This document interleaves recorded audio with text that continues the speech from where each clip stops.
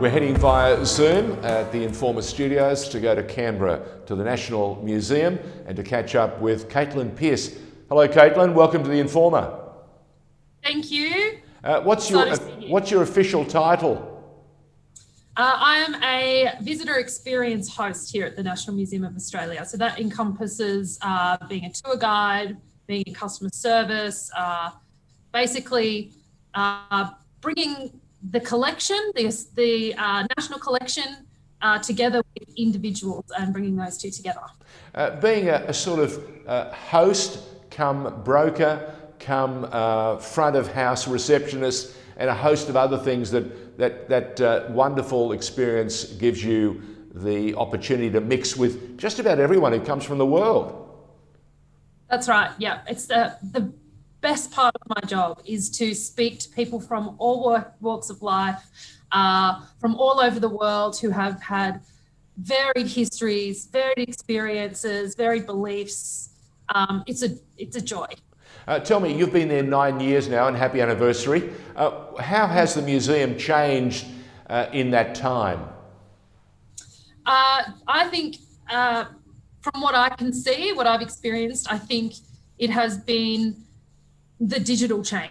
It has been the biggest change to what we do here and how we connect with people, from our programming to the education space, and just trying to reach the world at large. I think that's probably been one of the biggest things that I've seen. So the introduction of digital installations has added another layer of beauty to this magnificent museum.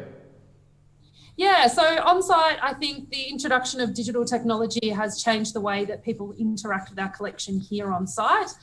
Definitely in terms of younger generations coming in and the need to bring a digital aspect to our exhibits so that they can, it's sort of speaking their language, right? A static installation is something that older generations can connect with, but with the younger generations, to really hook them in and get them to think about what we're telling them, we've really needed to move in a space where they can interact digitally, but also with the museum moving online more and putting more of what we do online so that the rest of the world can access it. So are we seeing more curator access to different installations at the museum, allowing us to use our iPads, our iPhones, or anything else that allows us to get right into the inner sanctum at the museum? Yeah, that's it. So static ways of doing that, like having more of our collection online for people to come and search, but also active ways of doing that. So being more active in the social media space, on Facebook, on Twitter. For example, today is Ask a Curator Day for us. So we've got people interacting with us on Twitter, with our curators here at the museum, asking them questions, anything that they'd like to know. So those active and passive ways. So with that in mind, is that how the museum managed to pivot during the COVID pandemic, the first days of it? I think that was a start to what we did, but I think the pivot for us was huge. It really forced us into a space that we were probably going to take a longer time to get to, and then all of a sudden had to be in. And I think it made us think about all of the ways as an institution that we might need to bring what we do online to connect with people. So there are also different aspects of that. Obviously, a national institution like ours, we have very dynamic ways of working, very different job descriptions within a museum. Yeah. And so how do we bring all of that into connecting with people, particularly during this time? It sounds like this truly negative influence has actually acted as a bit of a catalyst or an accelerator to allow the museum to take on a bit of a boost and try and catch up or get ahead of this terrible contagion that really stalled so many things.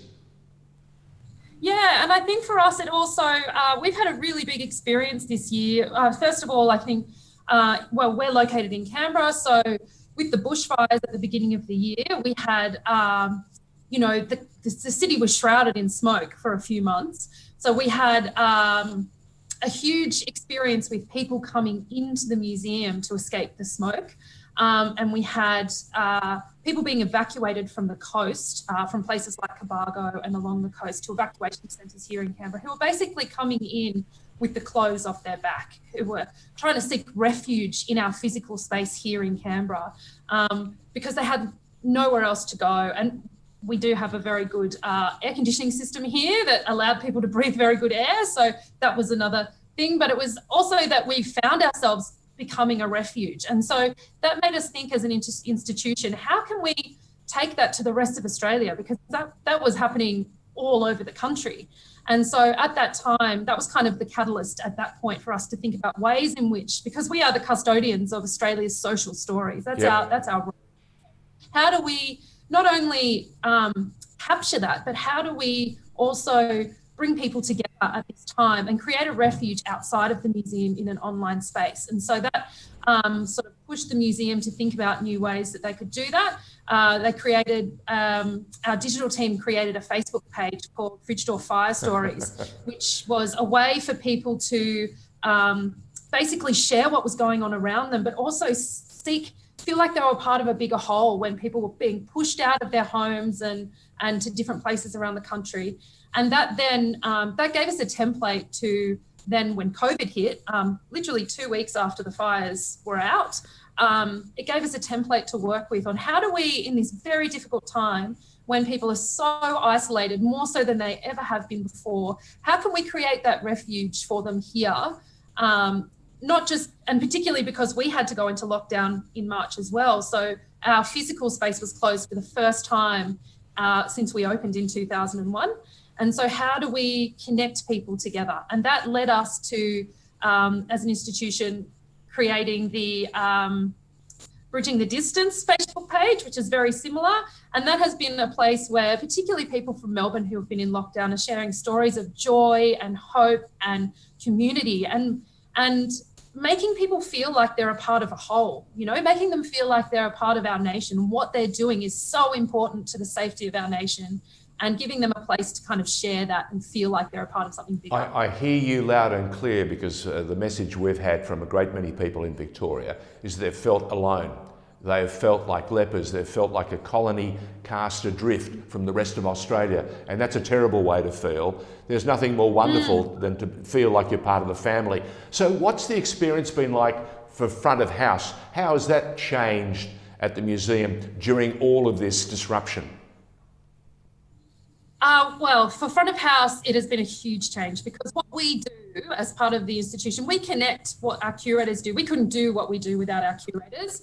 And they work in sort of a way at the apex of the pyramid of what we do. But in front of house, we are connecting with people. So my job as a host is to basically talk to a person, figure out what their values are, figure out what their history is, figure out where they've been, what they like, and use that as a hook to connect them to physical objects in our collection, to stories in our collection, to stories of our nation, to make them feel like they're a part of something bigger. And so, you know, with our education and our programs, we are face to face with people all day. And so for us, it was a huge, huge change. We had to, when we shut our doors, we had to then think, how do we do that? We have to do that digitally, and how can we do that? How can we connect to somebody and hook them in and make them feel like they're a part of something bigger? And that meant various different things. For, you know, our education team, who are also front of house, we have 90,000 school children a year who come into our doors to see our collection and connect with it and learn as part of the syllabus. And our education team had to push that entirely online. So that meant, you know, our carefully curated programs that are connected to the syllabus. How do we connect school kids on platforms that they're using? And while they're at home in their own isolation, how do they do that? And they worked incredibly hard day and night to get that sort of sorted out. And it's been an incredibly useful resource, I think, for those children to be able to connect with us at a very difficult time for them. And not only that, all of our adult programs and other programs that we do, we've been finding ways that we can connect with people. So, for example, we started a YouTube show every week where we would basically give a tour of part of the museum and then hold a Q&A. And that Q&A was really essential in getting people to engage with us so that we could ask them what they wanted. We could tell them what they wanted to know and connect them via their questions to a story or a part of the collection that really resonated with them. So really workshopping new ways of working. Look, I love watching and listening to you perform and present and engage, because for me, engagement is key. And it clearly, from your storytelling, I get very much the idea that the whole team and you guys at the front of house have had an enormous challenge. How to move past the physical and embrace all the technology that you're surrounded by and bring it to life. I've always thought of the National Museum as the great repository.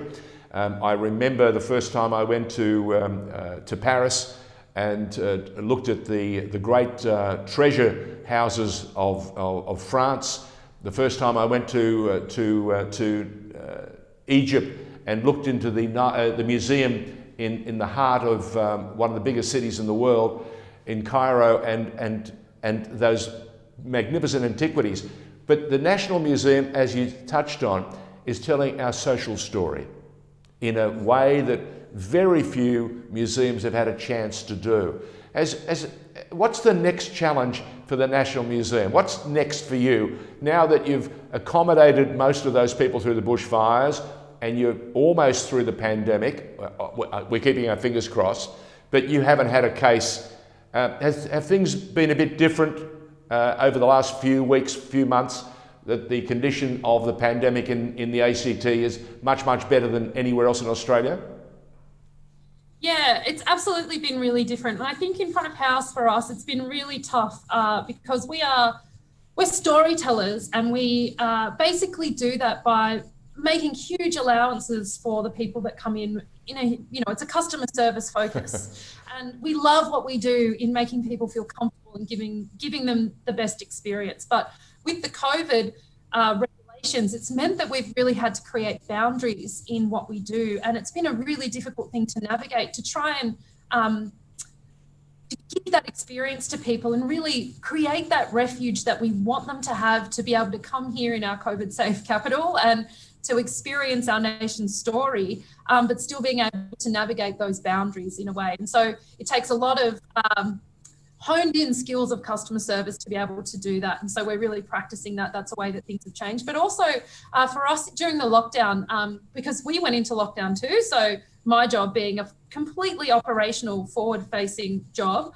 I then found myself at a desk job at home for March. And that meant that, for the first time, since the museum opened in 2001, the front of house team actually had the opportunity to step back and evaluate what we do and evaluate how we can better service our visitors, and how can we better plug into the rest of the museum, plug into our curators who are usually, working in the office or working from home at this time. How can we work together to be a better mouthpiece for them out in our galleries and online?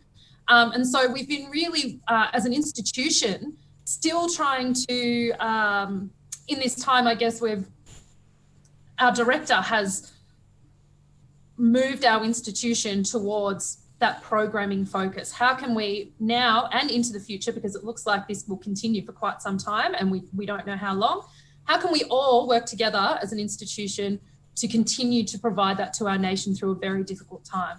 I tell you what, I bet you've also gained a real appreciation for all the great work that your curators and all those people in the offices have done for the better part of the last 9 years.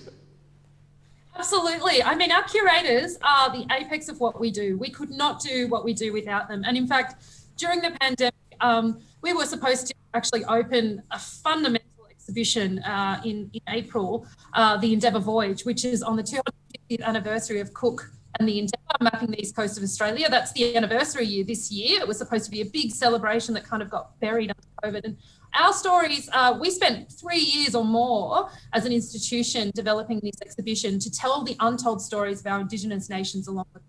It was a really fundamental exhibition to be bringing to the nation. And in our shutdown, we weren't going to be able to do that. So our curators worked day and night to bring that exhibition entirely online. They digitized that entire exhibition, which you can go online and see even still today, with all of the content that's on there. It's just such an enormous respect for what they do. And even getting the opportunity to work with them more closely during the shutdown, I think it's really been of value to our institution, for me, as particularly into my job. Well, I can tell you've enjoyed it. I can tell that it's been a massive impost, but at the same time, I also think that your ringmaster skills are getting better and better and better. If you want to know more about what's happening at the National Museum in Canberra, make sure you either log on, or when the lockdown in Victoria or anywhere else in Australia lightens up and you can get down to travel, get into the ACT and see how they do, what they do, and it's a magnificent bit of treasure and a worthy project that you're on. It's the Endeavour. What's the latest one? The Endeavour? The Endeavour Voyage. The Endeavour Voyage. Untold Stories of Cook. All right. And the Endeavour. And you provide a GPS facility too, I bet, huh? Yep, we actually have his journal written in his hand in our exhibition, which is very special. And with that, we have a digitized version, which you can find on our website, of where he went through the Pacific and to Australia. And at various points along that, his journal has been digitized so that you can read how he interpreted those. So it is very special. Have you ever been close enough to open it or turn a page with your gloves on? Oh, I wish. Caitlin Pearse, thank you for joining us on The Informer. Thanks so much, George. Pleasure. Appreciate it. National Museum in Canberra, Caitlin Pearse.